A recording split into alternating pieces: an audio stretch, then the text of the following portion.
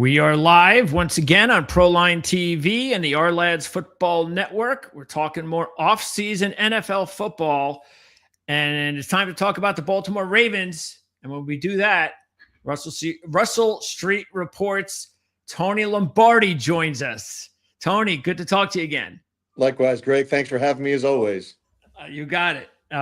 So I broke out the Michigan polo shirt.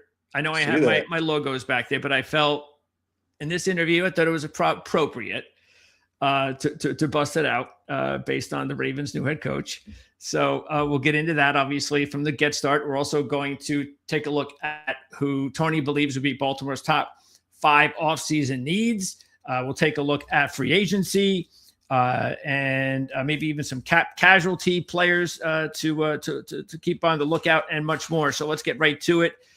Tony, starting with the coaching staff. So far, it looks like things are working out. Not only did the Ravens get, which it seemed like it was going to be their guy all along. It seemed like too good of a match based on the Harbaughs and Michigan and all that stuff.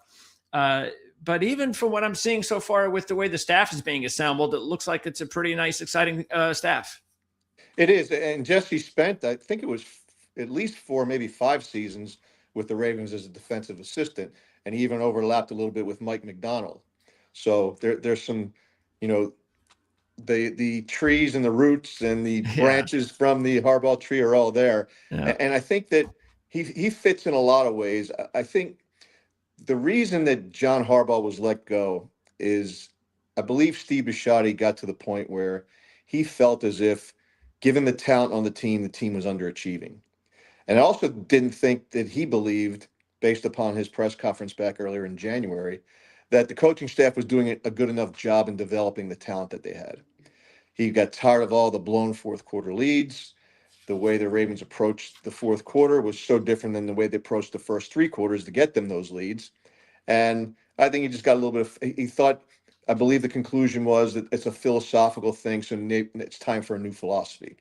And hence Jesse Minter, after an exhaustive search, that they had a wide net out, Greg. I mean, they talked to a lot of different people. They did a lot of Zoom interviews. They included some of the players.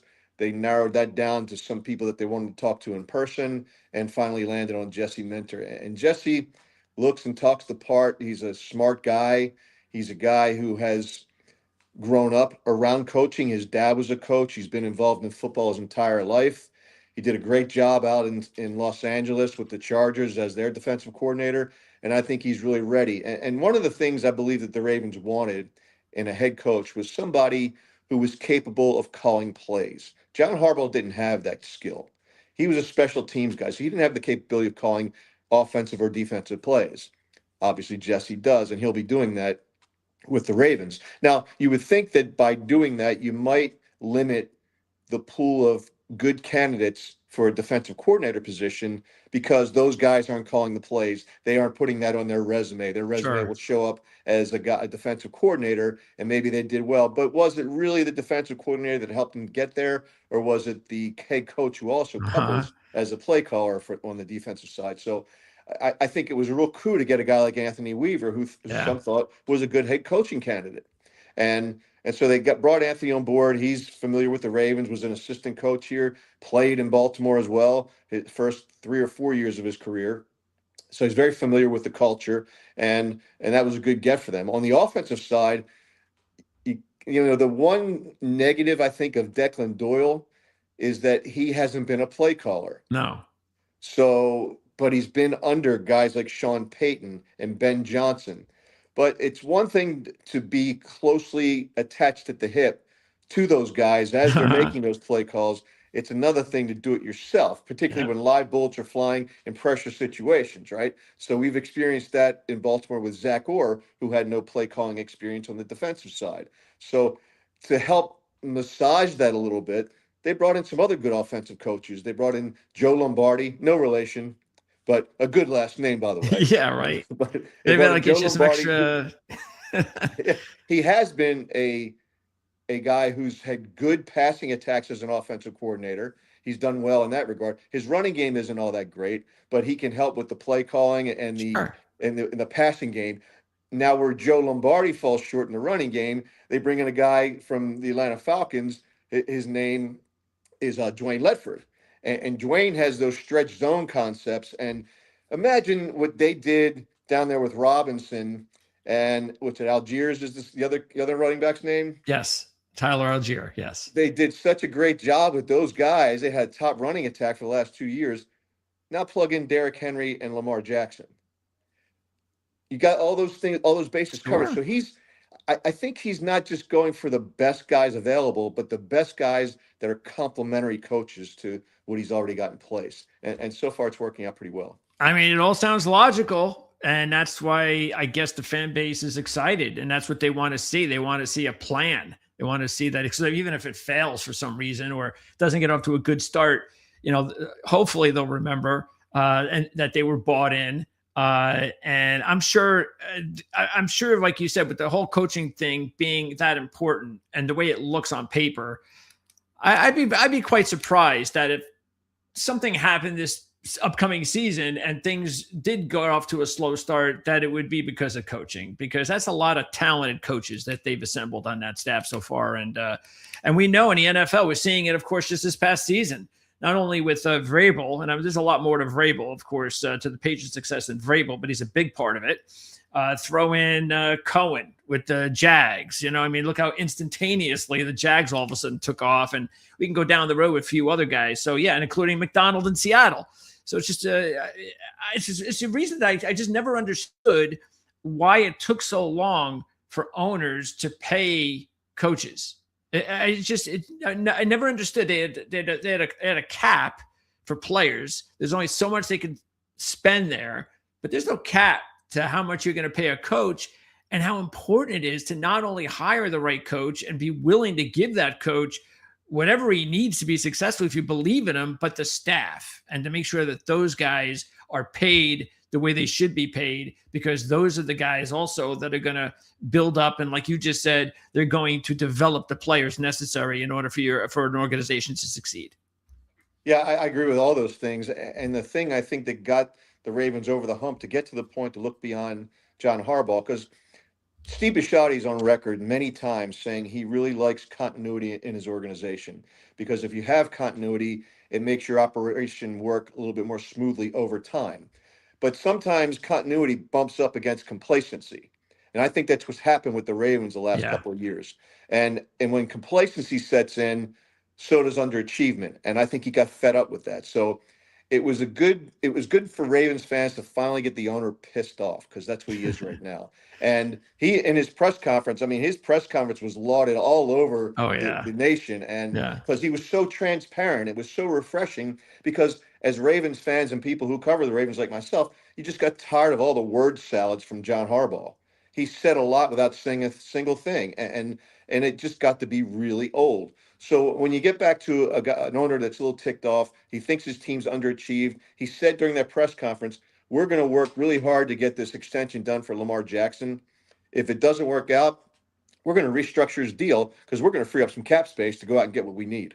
And that was refreshing to hear also from a Ravens fan's perspective. And then, there's some trepidation because it's new, right? A whole new coaching staff. No one's familiar with them. It's new. You kind of read about them. You hear about them from other people. You hear players talk about Jesse Minter. He's my dog, and he's all these things that players love him. But until they step foot on the field and it shows up on the field as a winning team, you're not sure. But I harken back to 2008 when the Ravens hired John Harbaugh. I remember talking to Eric DeCosta back then. I'm like, you just got rid of Brian Billick, and you're talking to guys like Brian Schottenheimer. Now he's a head coach, but he wasn't then. He was, really green.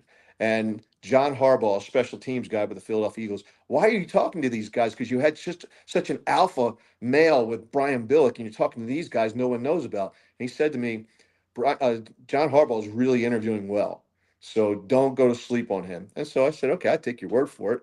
And here we are 18 years later talking about his replacements. I'd say that was a good run. Yeah. And of course, it's one of those things where it's better for both parties, because Harbaugh cannot go to the Giants. And if he just gets them to be competitive next year, he's doing a great job. The fans love him. Everything's great. And so that's good for him. And it's also good for him just because he probably needs also a change of scenery. because he probably was getting tired himself of saying the same stuff over and over and over again. Now he can say some new stuff that won't get tired for at least a few years. And as long as he's winning, the Giant fans will love him. Or he'll say some old stuff that people will think is new in New York. That's true. Yes. Good point. All right. So that's the coaching staff update.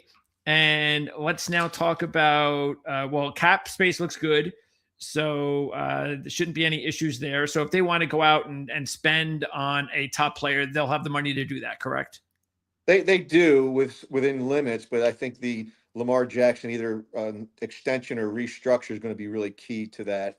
And they've got some other guys that are veterans that haven't really been performing to the level of their contract. The Ravens have been pretty good in the past going to guys like that. They did with Ronnie Stanley a couple of years ago. They said, Ronnie, you can go out and test free agency, but you don't have a good tape to show from 2025, let's say in this case. And therefore, we want you to take a pay cut. And Ronnie likes the culture. He's familiar with the Ravens and says, okay, we'll do that. And so he takes the pay cut. So I think there's some guys like that on the team that they could go to. Off the top of my head, it could be Marlon Humphrey. It could be Roquan Smith. So that remains to be seen if they need to do that or not. But I think that they've got a situation where, there's going to be some guys that are going to leave the Ravens that Ravens fans aren't going to be happy about. But they have to look at the big picture. They have to look at the struggles from 2025. Where did they fall short? And if they fix those holes, I think some of the guys that they might lose in free agency might be overlooked because they strengthen themselves up in areas of real need. Okay, well, let's start. First of all, are there any veteran players who might get cut to save money? I can see the dead cap deal here is not very enlightening with Matabuke, but is he going to be back? Is he going to be restructured, or are they going to let him go? They'll never let him go. He's got an injury, Greg, that a lot of people thought, and some sources that I have thought was going to be a career-ending injury. Oh, okay. And he did that in week 2 against the Browns. And in doing that, he was, it was really quiet. People kept asking about what's going on with Nnamdi Madubuike. And yeah. But lately, over I think it's the last 2 weeks, he's been dropping these cryptic tweets about, he's got, a faithful thing with prayer, and then it'll be something that's optimistic. And basically, if you follow the breadcrumbs, it feels like he's telling the world that he's going to be back. Okay. If he comes back, and he was a big part of why the Ravens failed this season defensively, because between him and Travis Jones in the middle there, that's a good 1-2 tandem. And they can put pressure on the quarterback from the interior position. The edge guys were not getting home without having Nnamdi out there. It really, really hurt them. So if he comes back, because most people have kind of written him off, I know fans have, because they think he had a career-ending injury, then I think what'll happen is it's almost like having another number 1 pick if he comes back, because he's that good. I remember, so his play appeared, even though maybe it didn't look like that to most people, but I remember talking to you about it, that his play kind of dipped last year. I mean, in 2024. But did that have anything to do with the injury, or was that just a down year and then the injury came and it's just 2 bad years in a row? I think that was, this year he only played 2 games, because I wouldn't say he had a bad season. That's true. I think through 5 games, the Ravens only had 4 sacks, and 2 of them were Nnamdi's. Okay. So he was playing well to start the season until he got hurt. Last year, I don't think injury was an issue. The injury that was an issue was to Travis Jones, who played hurt all year. He could get singled up versus being doubled up like he should be when he's playing healthy. And that meant a lot of focus was on Nnamdi. So he got a lot of double teams in 2024 that he didn't get in 2023. Got it. Excellent. Okay. Are there any players on the roster that they can cut to save money? Well, we got our guy, Brian McFarland, who goes through all this stuff, and he talks about different guys who could be cap casualties. And there's not really that many that really stick out. Marlon Humphrey is one. He didn't have a great season in 2025, but I also think that is part and parcel to the fact that the Ravens had a terrible pass rush. I think all those guys get exposed after a while, right? That's true. And when a quarterback isn't pressured at all, you've got guys who just eventually they get open. And so I think Marlon Humphrey is a guy. I think that Roquan Smith is a guy they could go to and say, maybe we need to take a pay cut or something to that effect, like they did with Ronnie Stanley to try to lower his cap number. But other than that, I don't see any guys that are real cap casualties that could, that they could let go of because they haven't performed to level their contracts. Like I said, other than those two guys. Okay. Let's now talk about the free agents right now for the team. We'll start on defense. And you mentioned there are going to be some decisions, hard decisions that are going to be made. Defensively, there seems to, let's see, it looks like there's a handful of guys to really zero in on. On the defensive line, there's Draymond Jones, Brian, and Urban, but Draymond Jones is the only one that really sticks out. What's up with Jones? Do you think he'll be back?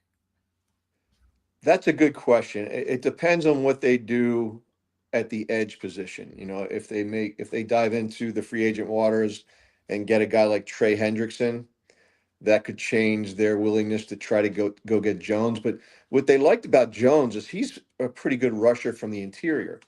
But that said, if Nnamdi comes back, that might negate the need for him, and that might be a luxury rather than a need.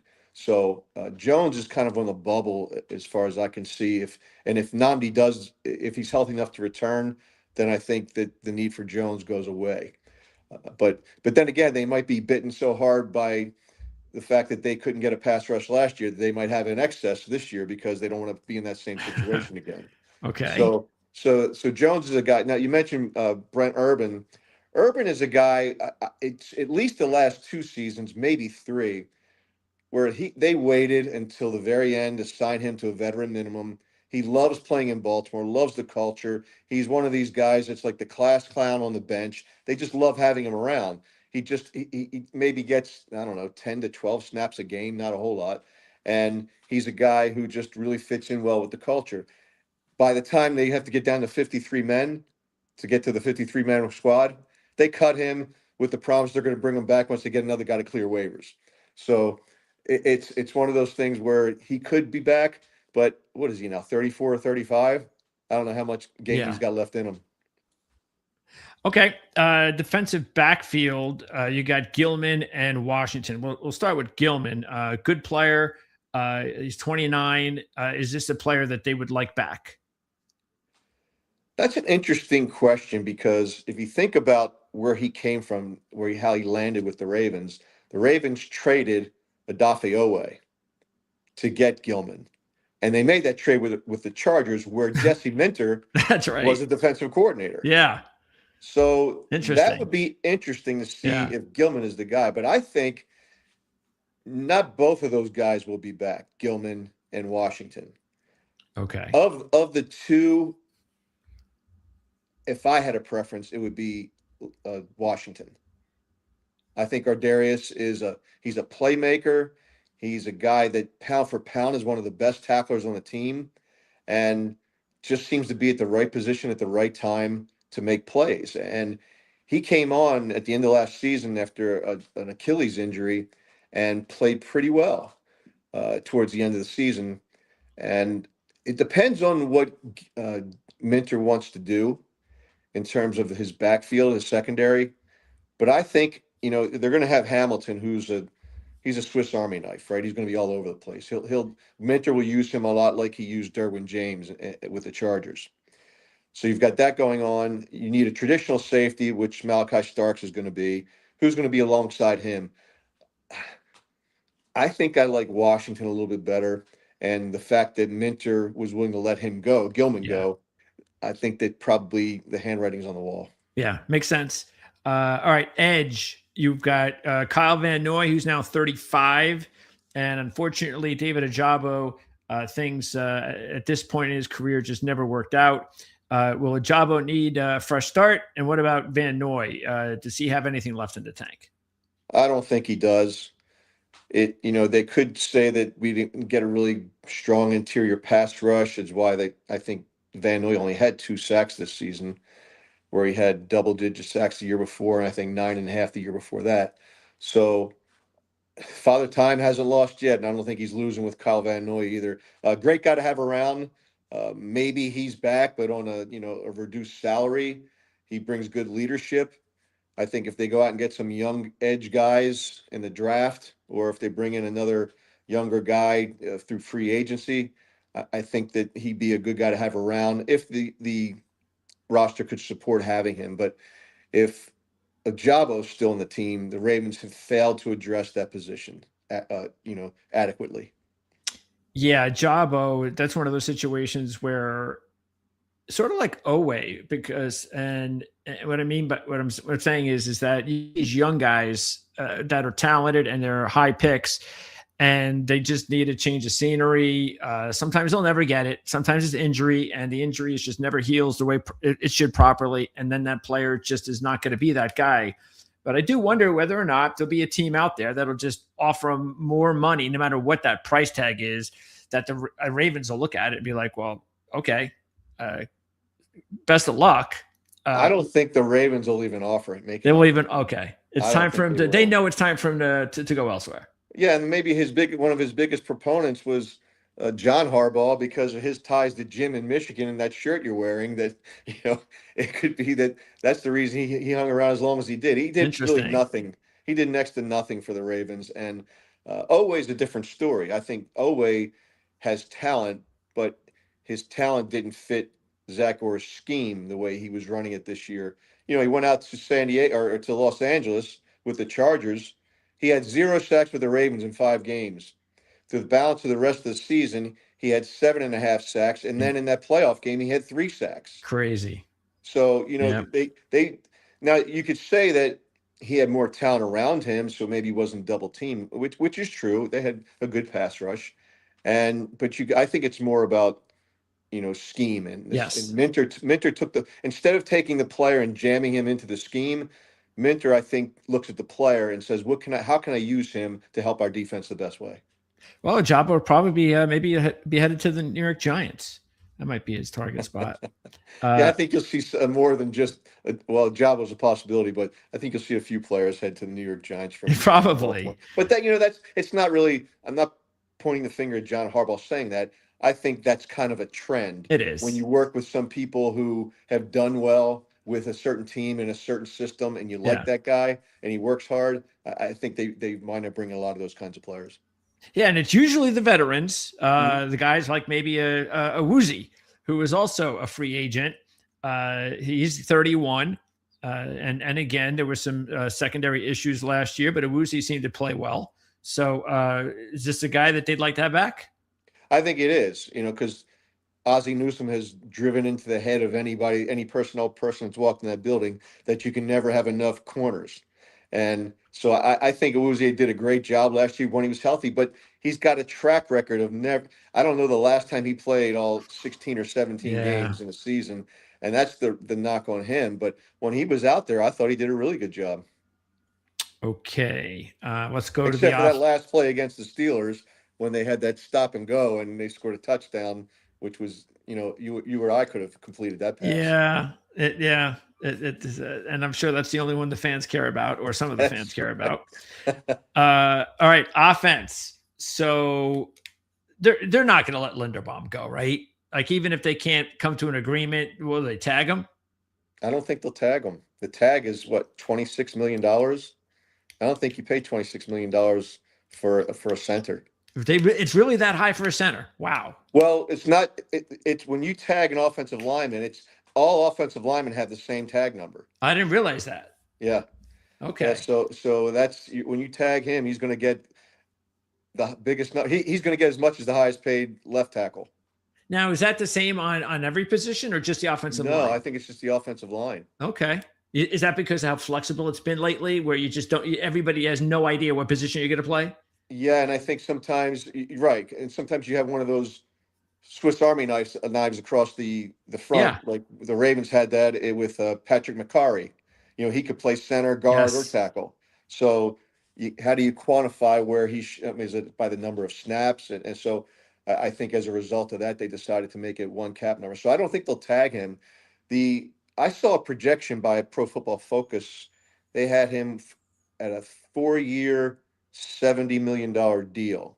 Okay. And I said to my cap guy, Brian McFarland, I said, Brian, what do you think of this deal? He said, Tony, if that was the deal for Linderbaum, it would have already been done. So I think it's a bigger number. I think he's going to push for $20 million a year. And $20 million centers, I don't know. Can you justify that? That's, you know, and this is the rub I had against him making him a first-round pick back in, what was it, 2022. When you draft a center in the first round, and the Ravens historically haven't paid centers a lot of money, eventually you're saying we're going to pay centers a lot of money if we're going to keep a first-round pick around. That's right. So if your intent, I think your intent should be a first-round pick is a guy you think is a career Raven or a career whoever drafts you, right? And I don't think that, I don't know, maybe he was the best guy on their board and they decided they were going to take him, but might have been first-round centers, I don't know. Might have been one of those things where, hey, even if we only get him for 4 years, we're this close to winning a championship, and we need him, and let's just do it. Worry about it down the road. But I'm thinking, you know, when you look at all the money that you have to spend, and you allocate it, you know, appropriately, do you put $20 million a year into a center when they definitely need 2 guards? You've got an aging left tackle. Offensive line was a big issue for the Ravens last year, a big issue. And, you know, Lamar Jackson made some spectacular plays against the Steelers, and he was getting killed. So I just think that that's something they have to fix. So people would say, well, if you're going to fix the offensive line, why would you let your center go? I mean, I would really like to talk to an offensive line coach. What is more important, that center, or could you disperse that money across 3 positions, and 2 guards and a center, and get that kind of production? Because Tyler Linderbaum is good. He's a really good center, but he's not good enough to make up for the turnstiles that he had to his left and right. Yeah, and I think because they have an athletic quarterback, I think that helps. I think if they had a more stationary pocket passer, they might be more inclined to be like, we need one guy, we need an elite guy up the middle because we just can't afford to have that pass rush come up the middle. Because I saw that as a problem with the Detroit Lions this past year. As soon as they lost their all-caliber center, most of the problems they were having was opposing teams were just jamming them up the middle, and Goff wasn't able to get, you know, comfortable back there, and that was a big issue. But I think with Jackson, maybe that's part of it. Maybe they'll look at it and say, you know, I think we can handle this a little bit better if our line, like you said, across the board was handled properly fiscally, as opposed to just giving everything to Linderbaum when our quarterback has the athletic ability to handle that sort of pressure. Yeah, and I agree with you, but it's really interesting to see the drop off in the guard positions for the Ravens in 2024 to 2025. When the personnel really didn't change all that much. What happened? And Steve Bisciotti said it during his press conference. He said he didn't see the development of those guys with the coaching. So it's got to fall. You can't fire all the players, so you got to get rid of some of the coaches sometimes. Well, maybe that's the way they'll look at it. Is we've got better coaching now. We can handle losing Linderbaum, you know, because I mean, just look at the Niners. I mean, even though you see a drastic difference when Trent Williams isn't there, still, it's basically Trent Williams and that's it. And they don't ever draft guys high based on it's a system, a run offensive line. Right. And so teams can do that. And I think that's what they're hoping that the offensive line coach, Dwayne Ledford, can bring to the team to help, you know, get more out of your guys. I think they'll still improve personnel-wise, but what can we do to get more out of our guys? Okay, next, let's talk about how about tight end, Likely and Kolar, because Kolar seems to be a nice number 2, 3 tight end.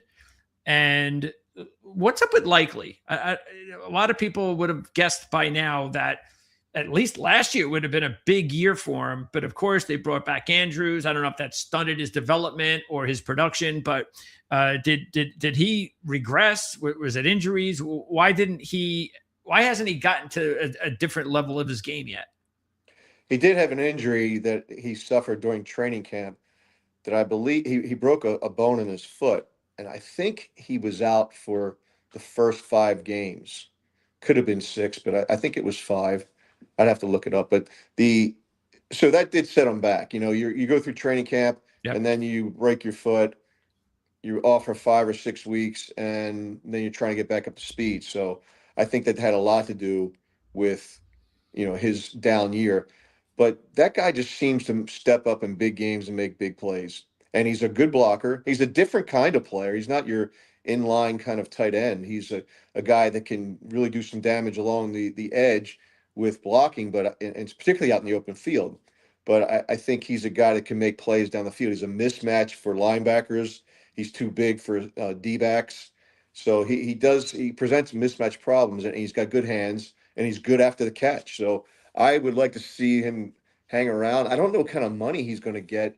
The Ravens tried to get him on a deal, and there was some rumors before the season started that they were close to a deal. Then they called it. Then they said it wasn't a deal, and now that he had a bad year, what's his market value?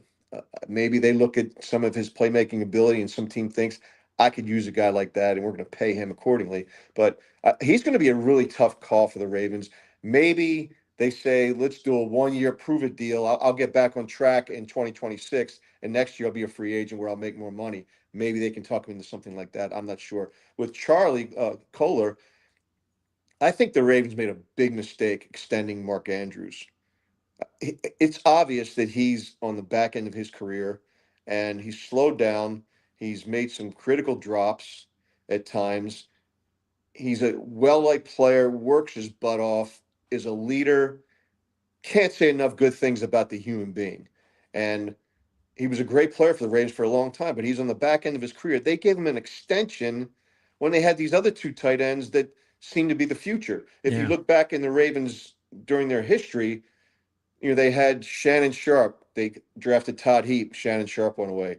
Todd Heap was here. Dennis Pitta came on board. Dennis Pitta was here. Then, you had Mark Andrews come on board along with Hayden Hurst. And so the Ravens have a history of replenishing that position. And I always thought that Ozzie Newsome was really instrumental in that, since he's a Hall of Fame tight end. Yeah. But signing Andrews made no sense to me at all. And most people around Baltimore that cover the team didn't understand that one either. Charlie Kohler, I think, can do the things now that Mark Andrews can do now, a lot less expensively.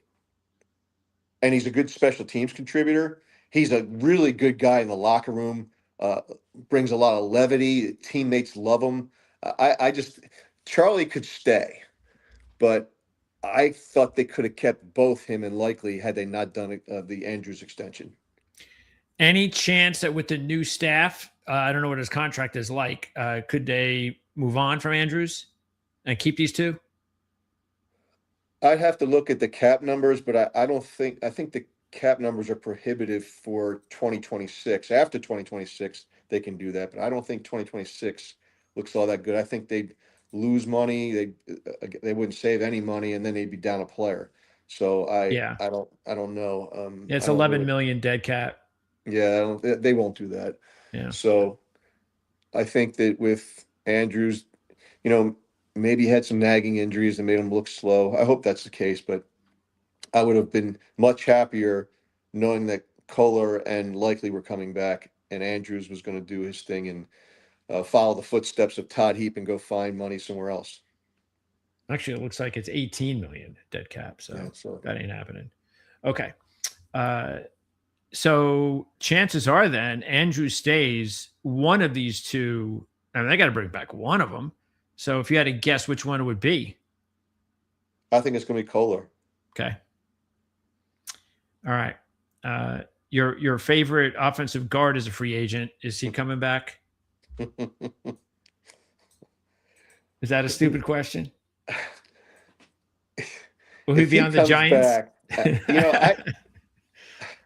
I don't know who's going to sign him. Maybe he signs for a veteran minimum. I don't know.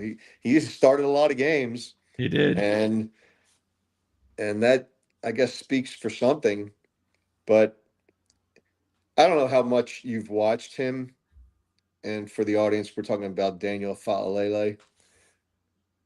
There's so many times he looks like he's playing Marco Polo because he, he doesn't know where he's not. He's looking around for somebody to hit, and they're all behind him. And it's just, I mean, it's not like it's happened once or twice. It happens every game, multiple times. I don't know, and you can't say that is all coaching. It's just, well, someone's going to pay him. It's just not going to be the Ravens. No, it can't be. I don't know who's going to pay him. Maybe he should. Well, I mean, somebody would pay him something because, like you said, he's got experience. Right. And he's an offensive lineman and he's only 27. So someone will give him more money than the Ravens will laugh at whatever they'll give him. But I'm sure it's not going to be a lot. But yeah, he won't be around. Okay. If the Ravens bring him back and they want to march him out there to start again, there will be a meltdown in the fan base. Because I've never, as long as I've been doing this, Greg, I've never seen a fan base hate on an offensive guard as much as they hated on him. That's not good. And I probably helped that cause too, because I would come up with these memes with him with a bullfighter's cap on it and a cape, and I changed his name in the back of his jersey to Olele. So there won't be any Christmas cards, birthday cards from Falele to your house. Is that what you're saying? Yeah. Okay. No. Does Patrick Ricard get another 1-year deal? That's an interesting call. It really is, because with Declan Doyle, he used a lot of 11 and 12 personnel. I mean, I think he was at the top of the league or near the top of the league.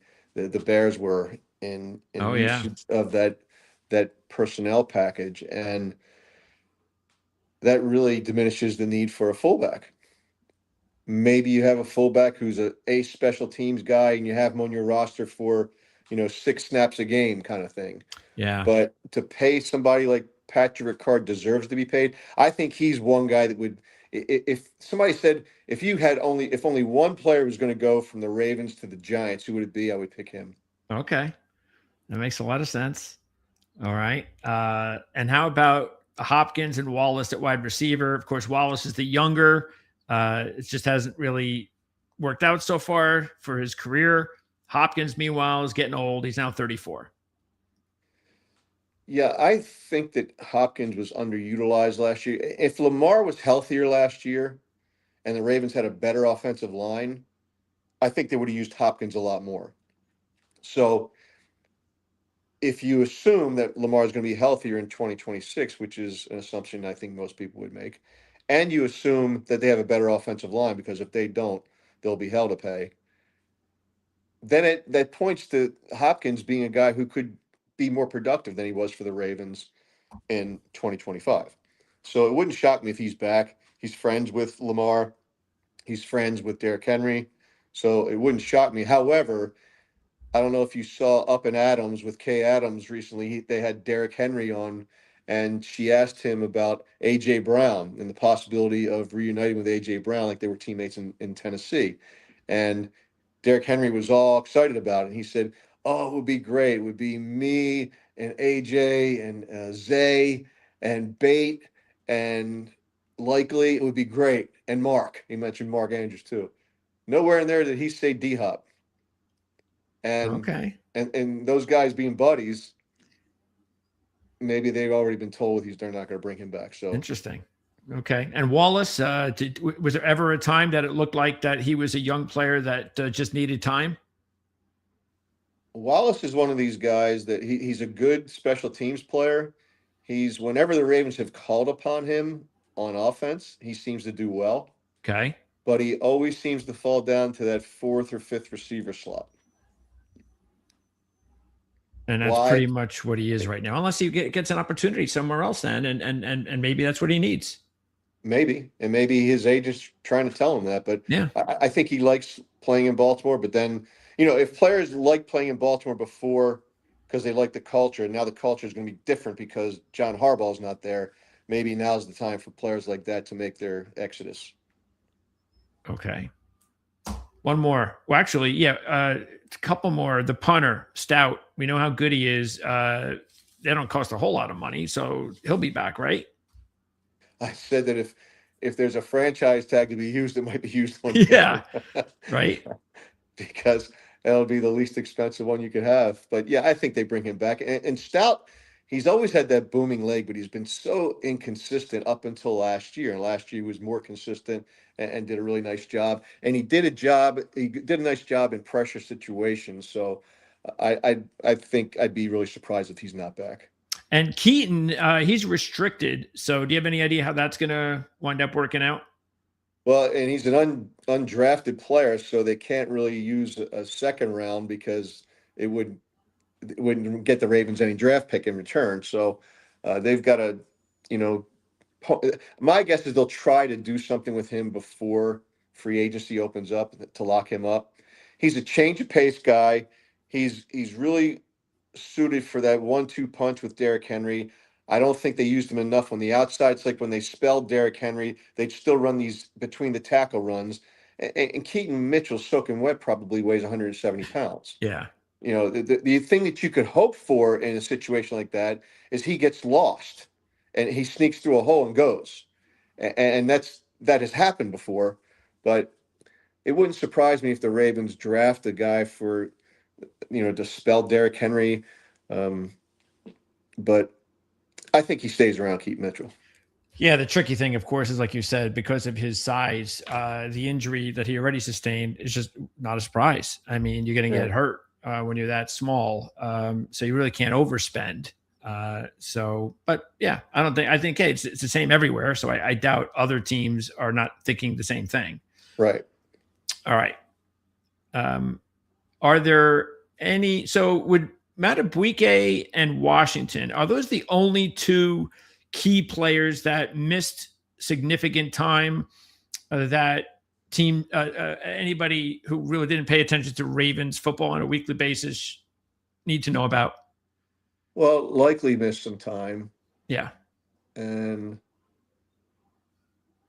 Mitchell missed some time because he was recovering from an injury, but I think that was the Ravens. They used to say that he wasn't contributing enough on special teams, therefore he shouldn't be among the active guys on a given week. But other than Madubuike and Darius Washington, those are the most significant injuries. I think I can't think of anybody else that made a difference. You had How about developing young players outside the obvious? I want to ask you about the rookies too. But were there any developing young players, not the rookie class, that could end up being sort of like a TJ Tampa, someone that is a young guy that might end up with a lot more playing time next year based on how they've looked so far? I think you hit it around the head. TJ Tampa, he's shown in spots that he could play. He didn't seem to be bashful in big games against tough opponents. Okay. That's a guy I think that could take a next step. Teddy Buchanan, he was a rookie. You mentioned rookies, but he's a guy I think could step up. But other than that, Rasheen Ali was the other backup running back. He performed okay at times last year as a guy who would spell Derrick Henry and or Keaton Mitchell and do an okay job. I don't know if he gets enough snaps to be a significant contributor next season. What surprised me, I think it might have been, I don't know if it was the Pittsburgh game or not. It might have been. And I remember it was a pretty significant play and they handed the ball off to Ali. And I was like, really? At this stage of the game, you're giving him the ball? That shows a lot of trust. I'll say that. It shows a lot of trust, but there were some questionable decisions by Todd Monken last year, particularly that game against the New England Patriots when they were up by 2 scores with 12 minutes to go, and Derrick Henry never touched the ball again. Oh, jeez. That still rankles Ravens fans and the media as well. Can imagine. But New England's now in the Super Bowl, right? So.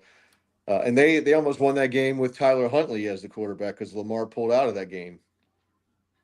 Tyler Huntley with a better win percentage against winning teams this past year than Lamar Jackson. Yeah, Tyler played well in relief. I mean, his repertoire is more limited. He throws more shorter outside the numbers passes. But I think that he's a decent backup. That was a big whiff last year by Eric DeCosta signing Cooper Rush. That just never made any sense to me. No. Does Huntley? Do you think that he comes back? Because again, with Lamar there, it would make sense that they'd bring Huntley back again. Yeah, I think he'll definitely get an invite, and probably sign him to a minimum or somewhere around there. Okay. But I wouldn't be surprised if they use one of their draft picks on a quarterback. Seems to be something DeCosta usually does. Yeah, it's a good draft for last year the same way, and this year too. It's a good draft for players that look. There's only one true number one first round quarterback. I don't know what you say, but I'm not a big Ty Simpson guy for the first round. So I think there will be some good prospects that will be available after the first round that you can say, hey, yeah, this is a kid that we can stash and develop for a few years. So may not be a bad idea, because there's a lot of the team has a good amount of draft pick capital, correct? They have a decent amount of draft capital. Yeah, they've got, I believe, 8 picks, and that's before they even get to the compensatory picks that they expect. Okay. I don't know if they're not going to. In the past years, they've had like 3 and 4 comp picks, but I think maybe they're going to be short on that this year. It might be 1. All right. I haven't looked at it lately. So the rookie class, as well as, I don't know if there are any of these CFAs, but I did want to say one other thing. You mentioned about players. Devontae Walker is a receiver that I think is underutilized. He's a big receiver. Whenever he's been called upon, he's done well.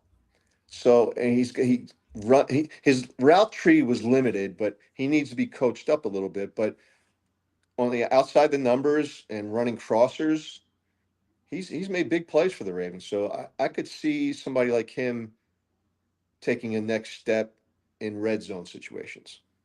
Yeah, I think this question that I ask all of my guests at this time of year for these types of teams with the new staff means more, because they'll come in and a player who just didn't seem to work or fit with the other staff. Oh, wait a second. Oh, this guy's perfect for what I do, what I want out of my receiver, out of my running back, whatever the case may be. So, yeah, that's something to definitely keep an eye on, because I know you talked about him when we did our season preview show. I like him. I think he needs more opportunity. And it looks like he could get that depending on what they do in free agency and the draft, which we're going to get to with the needs when we wrap it all up. But as far as the rookie class, how did it go? I thought they had a good year. I'm going to go right down the line. I'm going to pull up all their draft picks and see what that looks like. We can start on defense, because Starks and Green were the 2 headliners. Yeah, Starks. I know they asked him to, basically play, 50 yards down the field. It seemed like he just was so far off the line of scrimmage, and so I get why he didn't make a lot of plays because of what they asked him to do. I hope the new defense uses his talents better than Zach Bore's defense did. So I'll give him a pass on his first year, although based upon what he did, I was underwhelmed. Same with Mike Green. Whenever I saw Mike Green dropping into coverage, I'm like, why are they asking a guy who came from Marshall University to drop into coverage? He's never had to do that in his life. And so, although he led the league, or led the Ravens in quarterback hits and probably even sacks in 3.5, I think he could have done better. So I expect better things from him. Emory Jones was kind of redshirted and was hurt, but I think he's going to end up being a good pick. Teddy Buchanan did well.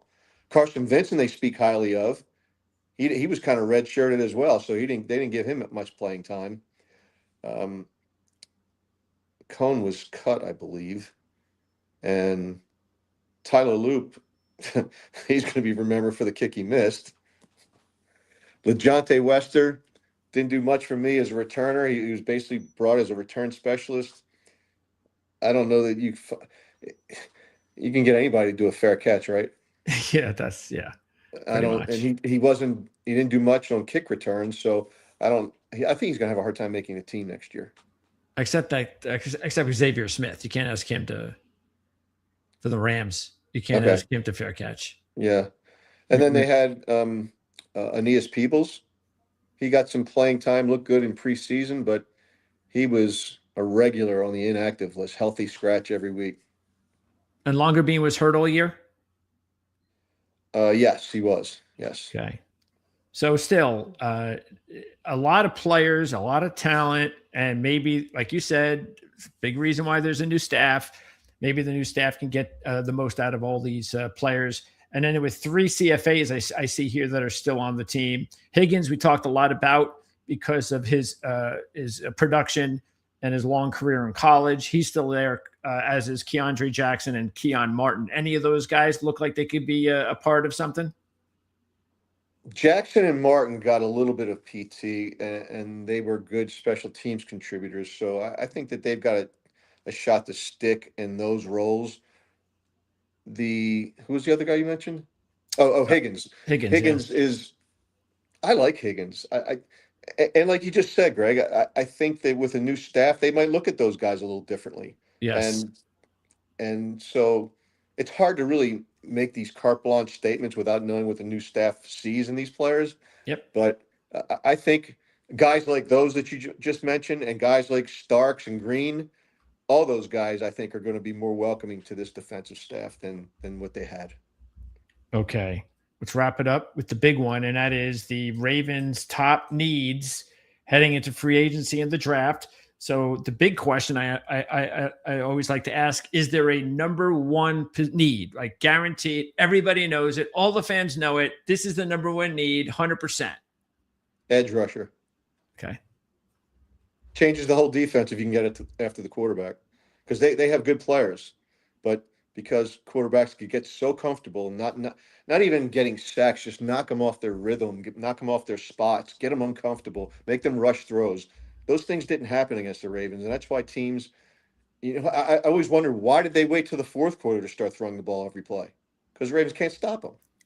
So I think they need to disrupt quarterbacks, and the way you do that is with edge rushers, and even if they get a defensive tackle, but again, if Nnamdi Madubuike comes back, that might change the complexion of the draft for the Ravens. We did our first mock draft over at Ourlads with our top 2 scouts. John Cooper and Dave Syvertson, and this is what they had. This is the player they had going to the Ravens. TJ Parker, edge rusher, Clemson. Okay. So after that, I think it's where did you guys have Bain going, Ruben Bain? For the longest time before they did a mock, they had him number 2, which I was ecstatic about as a Jet fan. But then they just had him drop to 4. Okay. They actually believe that the top 4 here, well, everybody knows Mendoza's going. So they believe Downs, Reese, and Bain will be in the top 4, but they just don't know. It could be any of those 3. I remember reading about Bain before this season, and they thought he was going to be like a late first, early second. Yeah, he hadn't developed yet completely. He really came on. I'm hoping that he runs like a 5.4 40 at the combine. I'm sure you do. And drops back down to 14. And then Jesse Minter can use the same line that Brian Billick used all those years ago when they drafted Terrell Suggs. When Suggs had a bad 40 time, they asked Billick if he had an issue with Suggs running a 5+ 40. And he said, well, I'll worry about that when quarterback starts standing 40 yards behind the line of scrimmage. Yeah. One of our viewers doesn't want Parker. And of course he's with you with Bain. And you probably are going to have to go up and get him. J.A. Wayne. But the kid from Penn State, he should be in the area code. Matter of fact, we have him with our first mock going. Where do we have him going? 22. But he could definitely go a lot earlier than that. He's that talented. So would you be surprised if they went with a guard with their first pick? Would it all depend on whether or not the right edge rusher was there? Or do you think because this is a deep edge rusher class, which it is, that there's no way they're not using their first kind of edge rusher? It depends on what they do in free agency, because it's been their philosophy to try to address their most glaring needs through free agency so that they don't feel forced to take a position when the draft comes. Because they spend all this time building this draft board, ranking these players, and they want to be true to that board. They spent all this time, the time and money they invested in it. So they want to be able to address free agents or their most glaring needs through free agency. If they if they address those needs at guard and edge rusher through free agency, then yeah, I could see them taking anybody. But a guard in the first round at the 14th pick, he better be a surefire Hall of Famer, because then we're looking at the same kind of situation we're looking at with Tyler Linderbaum right now. Yeah, that's true. Yeah, absolutely. Okay. Next up is number 2 guard. Yes. Okay. What's number 3? They all kind of, I would say the third is defensive tackle, because they've got John Jenkins. They're not sure about Madubuike. They've got Travis Jones. After that, Broderick Washington has been a disappointment since he signed his contract, and you need depth in the rotation, and they don't really have that right now. So defensive tackle is definitely a need, and I could see inside linebacker being a need as well, because Roquan Smith hasn't played to the level of his contract, and if he continues down the path that he's been on since 2024, because when he came on in 2022, he came on like gangbusters in the middle of the season. 2023, he lit it up. 2024 and 25, he just looks slow and misses tackles and just doesn't look anything like the player that they've paid for. And so I could see middle linebacker, inside linebacker being like maybe the 4th need. Okay. Anything else that sticks out? Wide receiver? Corner, if they don't bring back Awuzie, that the corner becomes a need. And, they've always said, as I said earlier in the program, that they never have enough good corners. It's been almost a rite of passage for the Ravens to have a needed wide receiver. So there's that. And I think they'll always take a shot on day 3 with a running back, because that's kind of typical of what they do. Running backs are players who seem to fit well as special teams guys, and particularly with the kickoff rules being where they are now. So I could see running back being a guy a player that the position they draft. And it pretty much covers it. And as I mentioned earlier, quarterback, probably take a flyer on some quarterback too. Yeah, because with the running back situation, if anything were to happen to Derrick Henry, and he is getting older, but if anything were to happen to him, there might be just a big, these guys have talent, but if you need someone to just count on to step in and be that guy, I'm not sure the Ravens have that guy right now. No, and if you take away Derrick Henry and you're leaning on Rasheen Ali and Keaton Mitchell, then the defense is then focused on the receivers and shut them down, and they don't have the kind of receiving core to command a lot of, to make all those contested catches, to get, a go-to guy. Zay Flowers is a great player, but, other than him, who do they have? And so if you can't get a running game going, that threatens the offense's ability to do anything, particularly as Lamar Jackson has shown a reluctance to be the runner that he used to be. That's true. I was just about to close off, but I will throw this in there. Another one from J.A. Wayne regarding wide receiver. Now, look, I do not expect, or does anybody expect, either Jordan Tyson or Carnell Late to be available at 14. But first of all, we got to see the medicals on Tyson, and that could make him slip. It's possible. And Tate is someone that I would not be surprised if he slipped just a little bit. But again, doubtful that either will be there. But if one were to slip, based on this question, would the Ravens think of taking one of those 2 types of players, do you think? I do. I think they would. They're true to their board.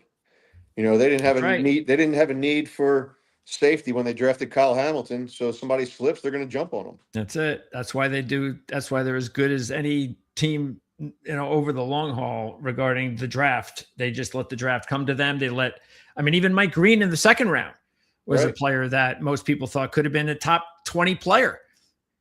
And he's the guy I'm excited about into the new coaching regime to see what he's going to do. I have high hopes for him. All right. So that'll wrap it up. Tony, great job as always. It's love having you on as far as Raven fans who get an opportunity to understand what's going on with the team. You're as dialed in as anybody, and I really appreciate your time. I've got links in the description of this video where you can follow all of Tony's work at Russell Street Report. Are you doing any regular podcasts? We're not right now, but we'll start getting into a few podcasts with my salary cap guy, Brian McFarland. We do a lot of the off-season stuff, and we go over all these guys, the restricted free agents, the free agents, who could the Ravens cap, how could or cut, how could they create more cap space? So we'll be doing a few of those podcasts in the coming weeks. Excellent. Thanks, Tony. Appreciate it. Thank you. Appreciate it, Greg. Thank you. You got it. All right, that's Tony Lombardi, Russell Street Report. And again, for Raven fans out there, you won't find a better site and someone that is better to follow for your team than Tony Lombardi. We are going to be back later tonight at 7 o'clock for some horse racing coverage. If you're into that sort of thing, we'll be talking more. What else are we talking the rest of the week? College basketball. That's right. Tomorrow, college basketball. And then we'll have more football interviews starting next week. And look out for that. At least 2 to 3 every week right here. Off-season previews. You can also look at the library on our site where we have all of our interviews that we've already conducted. So we'll have all 32 between now and hopefully by the end of March, the latest. So that's going to wrap it up here on ProLine TV, part of the Ourlads Football Network, vice versa, actually. I'm Greg DePalma. Thanks for tuning in, and we